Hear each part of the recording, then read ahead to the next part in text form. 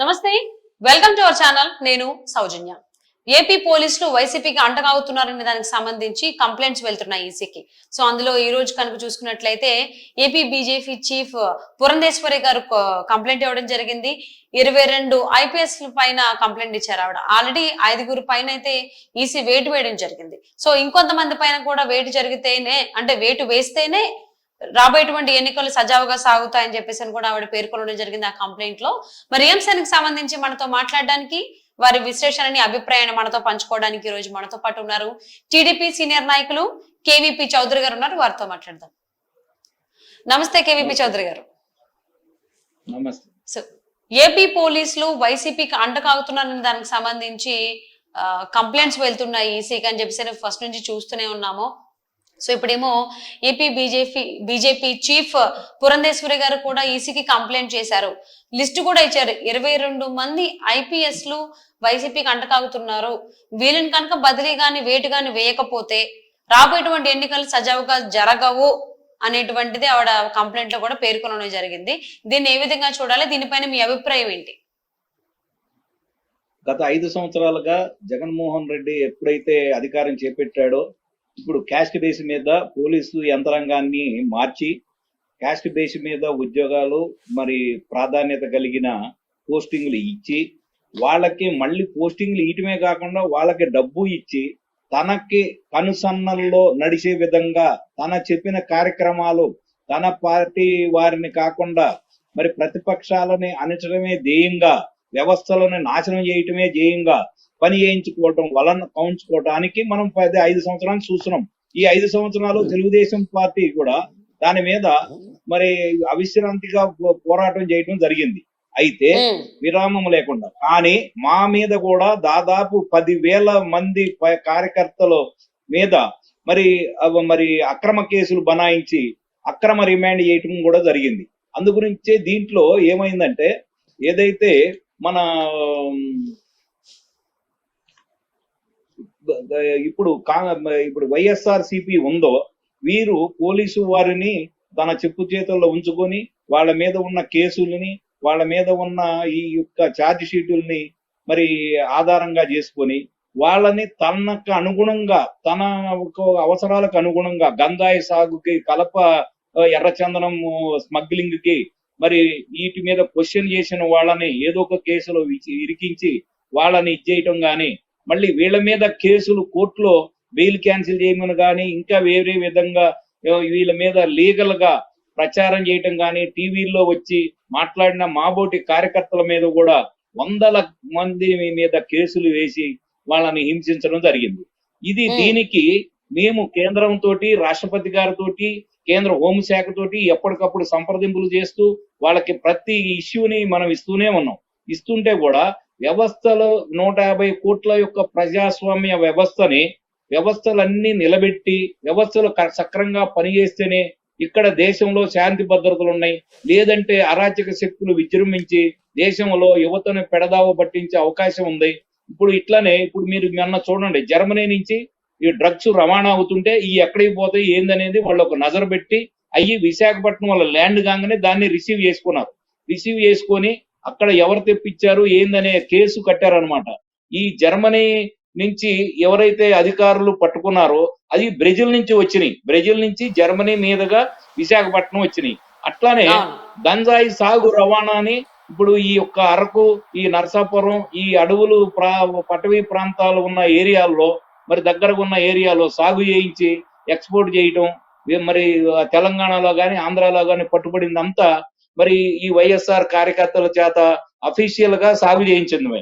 అట్లా కాకుండా ఈ ఒరిస్సా ప్రభుత్వం కూడా పట్టుకుంటే మరి జగన్మోహన్ రెడ్డి డైరెక్ట్ గా మరి ఒరిస్సా వెళ్ళి ముఖ్యమంత్రితో మాట్లాడి ఆ యొక్క వ్యక్తులని మరి రిలీజ్ చేసుకోవడం. ఇక్కడ కనుక మనం ఏపీ పోలీసుల గురించి కనుక మనం మాట్లాడుకున్నట్లయితే, ఇంతకు ముందు కూడా అంటే నిన్ననో మొన్ననో 5 ఐపీఎస్ల పైన కూడా, అలాగే ఐఏఎస్ల పైన కూడా వేటు పడడం జరిగింది. సో ఎందుకు అనేది మనం చూసాం.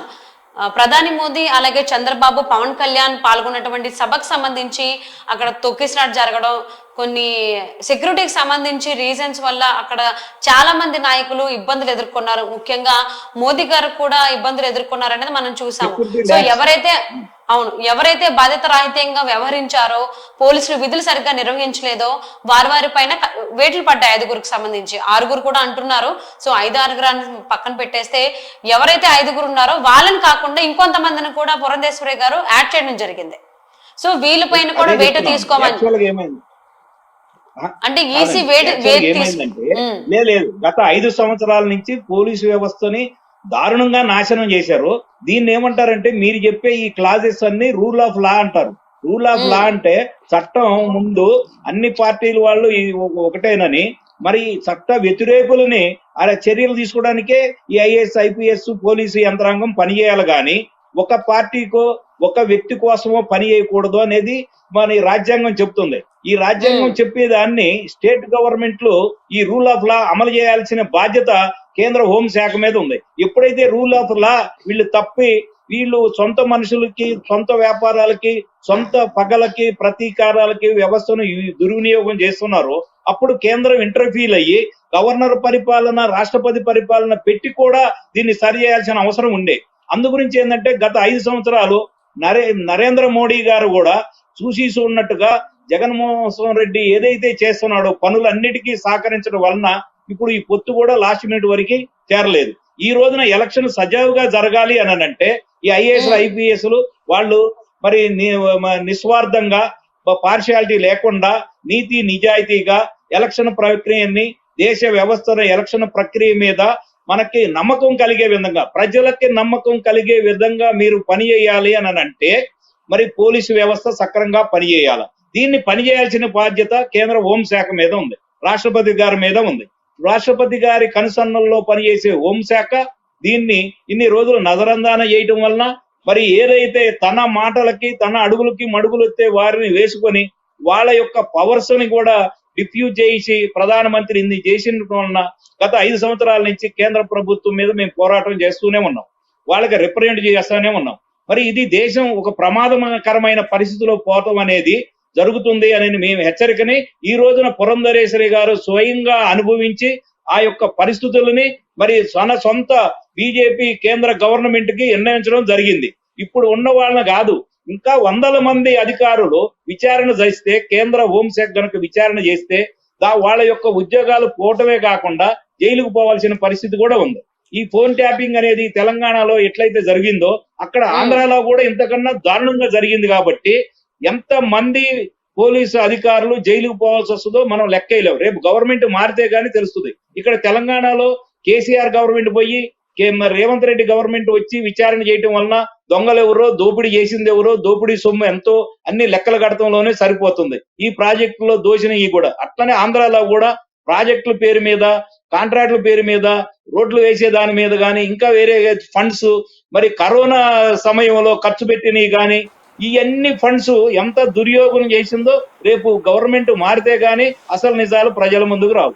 అప్పుడు గనక ఇవన్నీ గనక రూల్ ఆఫ్ లా గానీ ఎలక్షన్ లో సజావుగా నడపడానికి ఓటర్ లిస్టులు కూడా fake voter list, fake ID కార్డులు, ఫేక్ అనేది జరగటం వలన ఈ ఆంధ్రప్రదేశ్ లో లోకల్ బాడీ ఎలక్షన్ లో చాలా జరిగి ఉండటం వలన కేంద్రం ముందుగానే ఎలక్షన్ కమిషన్ ఎలక్ట్ అయ్యి కెమెరాలు పెట్టి ఇటువంటి దొంగ ఓట్లను కానీ, దొంగ ఐడెంటిఫైని తయారు చేసిన అధికారులని నిర్ద్వందంగా ఉద్యోగాల నుంచి సస్పెండ్ చేసి నిష్పక్షపాతంగా ఎలక్షన్ జరిపేటప్పుడు చేయవలసిన బాధ్యతని చాలా లేట్ చేశారు. వాళ్ళ నిర్వర్తించడంలో ఇప్పటికే లేట్ అయిపోయింది. ఇప్పుడు మునిగిపోయింది లేదు. ఇప్పుడు ఉండ ఓట్లలో కూడా దొంగ ఓట్లు తీసేసి నిజాయితీ కలిగిన ఎవరైతే ఆఫీసర్లతోటి నిజాయితీగా ఎలక్షన్ జరిపించవలసిన బాధ్యత కేంద్ర ప్రభుత్వం మీద. ఇప్పుడు పురంధరేశ్వర గారు కూడా అదే చెప్తున్నారు. వారికి ఫీల్డ్ లో ఎదురయ్యింది. మరి మేము ప్రతిపక్షంగా చెప్పామనుకుంటే ఇప్పుడు మాతోటి ఎలియన్స్ పెట్టుకున్న బీజేపీ పార్టీ కూడా ఈ రకమైన ఫేస్ చేస్తుంది. లోకల్ బాడీ ఎలక్షన్ లో నామినేషన్ వేసిన బీజేపీ లీడర్ ని తిరుపతిలో చెయ్యి నరికేశారు. ఇంతవరకు వాళ్ళ మీద చర్యలు లేవు. అట్లానే బీజేపీ వాళ్ళను కూడా నామినేషన్ లేకుండా అడ్డుకున్న సందర్భాలు ఉన్నాయి. దొంగ ఓట్లు వాళ్ళు కూడా ఫిర్యాదు చేశారు. ఇంతవరకు మరి వాళ్ళ ఫిర్యాదును కూడా ఇచ్చేయలేదు. అట్లానే ఎవరైనా రాష్ట్రంలో స్వేచ్ఛగా స్వతంత్రంగా తిరిగే అవకాశం ఉన్న మరి పవన్ కళ్యాణ్ గారు వైజాగ్ లో మరి కారు మీదకి ఎక్కకుండా, కారులో వెళ్లకుండా హోటల్లోనే 4 రోజులు నిర్బంధించారు. ఎవరు ఆయన? నరేంద్ర మోడీ గారికి అత్యంత సన్నిహితుడు అయినా మరి ప్రధాని నరేంద్ర మోడీ ఇప్పుడు అవినాష్ రెడ్డిని కానీ వివేకానంద రెడ్డి హత్య కేసులో ఉన్న వీళ్ళని అరెస్ట్ చేయకుండా మరి సిబిఐ వాళ్ళ మీద ఎదురు కేసులు పెడితే స్టేట్ గవర్నమెంట్ మరి దాన్ని హోంశాఖ పరిశీవ్ చేయకుండా రాష్ట్రపతి గారు దాన్ని వివరణ కోరకుండా మరి ఇన్ని రోజులు ఉపేక్షించడం వలన ఈ పోలీస్ శాఖ అదుపు తప్పి గాడి తప్పి ఇప్పుడు మరి అసంఖ్యాకంగా ఏదైతే ఈ శక్తులకి పనిచేస్తున్నారు అన్సోషల్ ఎలిమెంట్ కోసం పనిచేస్తున్నారు.